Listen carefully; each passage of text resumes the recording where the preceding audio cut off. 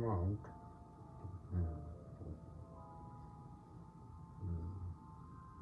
It's hard to cast a spell when the one's in your mouth. Bring them out, bring them out.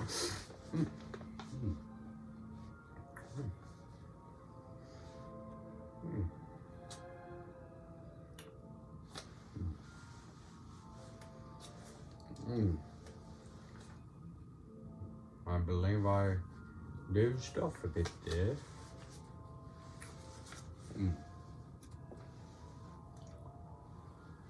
Good evening, Maximus and Izzy. It is me, Professor Dumbledore, Headmaster Hogwarts. It's been a couple of weeks. I'm sorry, I've been... Is that still playing back there?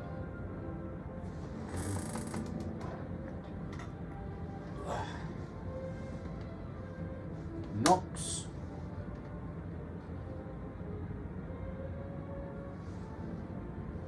Nox.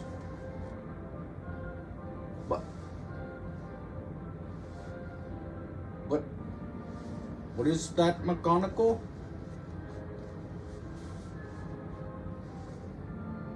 What, you old witch? I cannot shut that off. Oh, there's a remote. Oh. How useful. All right now. It's time for us to pick up where you left off with your pop-up. Let's see, where are we here? I believe we're... Ah, yes. Chapter 5. Back Alley. Very good. Alright then. I believe Harry had just got his Skrilla from the bank. Those pesky little goblins. So here's where we left off. Did I set my timer? Me? There. Alright. So, what is Quidditch? It's our sport. Wizard sport. It's like soccer in the Muggle world. Everyone follows Quidditch played up in the air on broomsticks, and there's 4 balls, sort of hard to explain the rules. And what are I'm about to give up on this dadgum hat of mine, as I was saying. And what are Slytherin and Hufflepuff? Schoolhouses. There's 4. Everyone says Hufflepuff are a lot of duffers, but I bet I'm in Hufflepuff, said Harry gloomily. Better Hufflepuff than Slytherin, said Hagrid darkly. There's not a single wizard. Oh, my hair gets all in my eyes.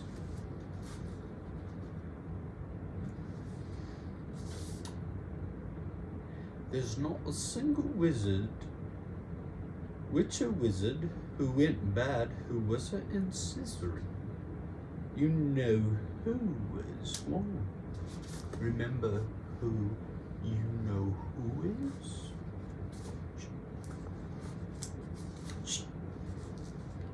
Wrong series.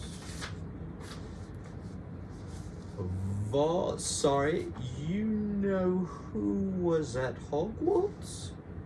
Years and years ago, said Hagrid. They bought Harry's school books in a shop called Flourish and Lots, where the shelves were stacked to ceilings with books as large as paving stones bound in leather. Books the size of postage stamps and covers of silk, books full of peculiar symbols, and a few books with nothing in them at all. Even Dudley, who never read anything, would have been wild to get his hands on some of these. Hagrid almost had to drag Harry away from curses and counter curses, bewitch your friends and befuddle your enemies with the latest revenges: hair loss, jelly legs, tongue tying, and much, much more by Professor Vindicus Verardian.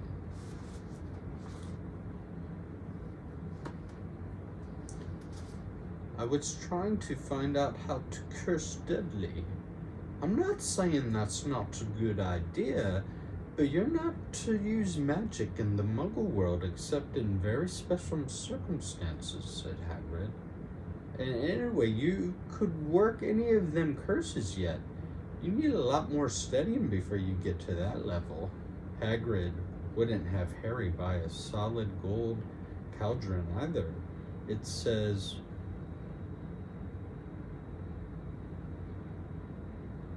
but they got a nice set of scales for weighing potion ingredients in a collapsible brass telescope.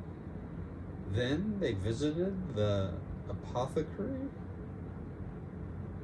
which was fascinating enough to make up for its horrible smell. A mixture of bad eggs and rotten cabbage, barrels of slimy stuff stood on the floor, jars of herbs, dried roots, and bright powders lined the walls. Bundles of feathers, strings of fangs, and snarled claws hung from the ceiling. Why, Hagrid asked the man behind the counter for a supply of some basic potion ingredients for Harry. Harry himself examined silver unicorn horns at 21, galleons each, and minuscule, glittery black beetle eyes, 5 nuts a scoop. Outside of the apothecary, Hagrid checked Harry's list again. Just your one left. Oh yeah, and I still haven't got you a birthday present. Harry felt himself go red. You don't have to. I know I don't have to. Tell you what, I'll get your animal, not a toad. Toads were out of fashion years ago. You'd be laughed at. And I don't like cats. They make me sneeze. I'll get you an owl. All the kids want owls. They're dead useful. Carry your mail and everything. 20 minutes later, they left Islet's Owl Emporium, which had been dark and full of rustling and flickering jewel-bright eyes. Harry now carried a large cage that held a beautiful, snowy owl, fast asleep, with her head under her wing. He couldn't stop stammering his thanks, sounding just like Professor Quirrell. Don't mention it, said Hagrid gruffly. Don't expect you've had lots of presents from the Dursleys. Just Ollivanders left now. Only place for wands, Ollivanders, and you gotta have the best wand, a magic wand. This was what Harry had been really looking forward to. The last shop was narrow and shabby. Peeling gold letters over the door read Ollivanders, makers of fine wands since 382 BC. A single wand lay on the faded purple cushion in the dusty window. A tinkling bell rang somewhere in the depths of the shop. As they stepped inside, It was a tiny place, empty except for a single spindly chair that Hagrid sat on to wait. Harry felt strangely as though he had entered a very strict library. He swallowed a lot of new questions that had just occurred to him, and looked instead at the thousands of narrow boxes piled neatly right up to the ceiling. For some reason, the back of his neck prickled. The very dust and silence in here seemed to tingle with some secret magic. "Good afternoon," said a soft voice. Harry jumped. Hagrid must have jumped too, because there was a loud crunching noise, and he got quickly off the spindly chair. An old man was standing before them, his wide, pale eyes shining like moons through the gloom of the shop. "Hello," said Harry awkwardly. "Ah, yes," said the man. Yes, I thought I'd be seeing you, Harry Potter. It wasn't a question. You have your mother's eyes. It seems only yesterday she was in herself buying her first wand, 10 1/4 inches long, swishy made of willow. Nice wand for charm work. Mr. Ollivander moved closer to Harry. Harry wished he would blink. Those silvery eyes were a bit creepy. Your father, on the other hand, favored a mahogany wand, 11 inches, pliable, a little more pop.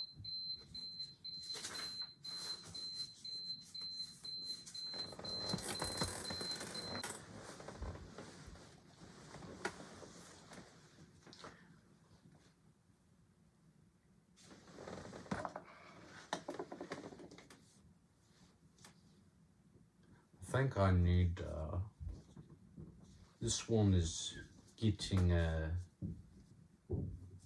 I wasn't even going to try with that alarm after the whole stereo debacle. Alright, well, before we say goodnight, I do believe your papa wanted me, if I can find it, my dear boy. Yes, it was dated 2024, February 05. My dear boy, I'm more skillful of a papa than I was yesterday. I want to be the best papa I can be for you and sister. I'm sorry when I fall short of that. Just as it's hard for you to be patient sometimes, it can be hard for Papa to be patient. And just as it can be hard for you to focus sometimes, it can be hard for Papa to focus sometimes. You see, Mini-Me, we're the same. We both have Ferrari engines with thin bicycle brakes. That doesn't mean we shouldn't give up on finding a new mechanic. Au contraire, my dear boy, we shall find one together who stocks up on figure ones that will slow these race car minds down a bit. Still, we'll work together on slowing down more and giving life more pause. It's much harder enjoying the scenery when you're blazing along in the fast lane all the time.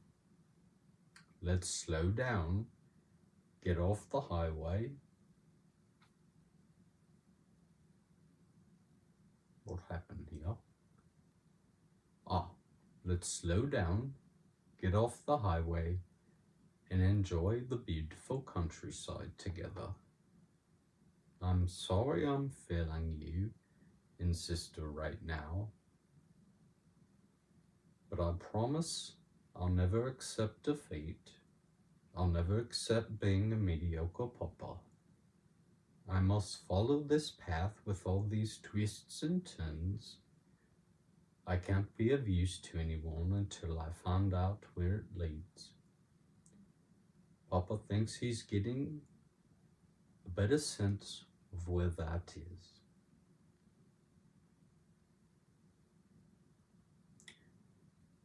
You're amazing as you are.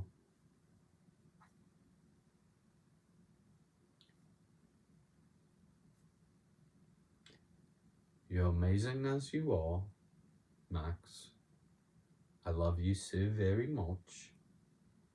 Always do you, baby boy. Now, what you know about that,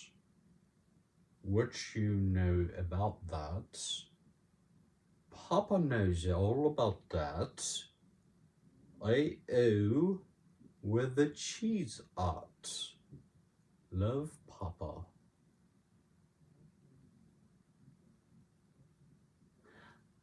I do not believe I know what on earth he is talking about what something or other with you knowing and cheese.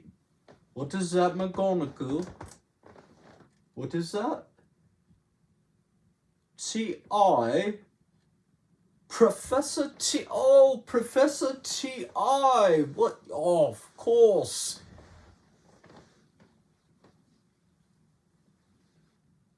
Who is Professor T.I.? And I still do not understand what the cheese reference is. Oh, he is not a professor at Hogwarts. Oh! He is a rapper. I see. What on earth is a rapper? Well, I do not know what this papa of theirs is talking about sometimes. Just, I think your papa, pardon my confusion. It seems to me your dear papa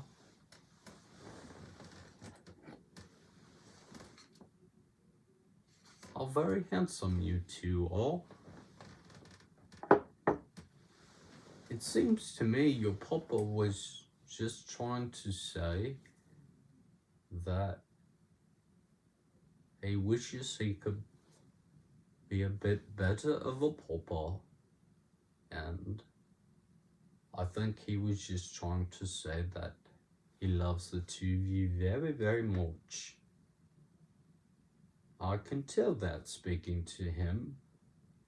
Although speaking to him sometimes is much like speaking to a young child who's talking every which way, but I'd seem to gather from him in his ways that he does love you two very much. All right then, well, this was a productive reading.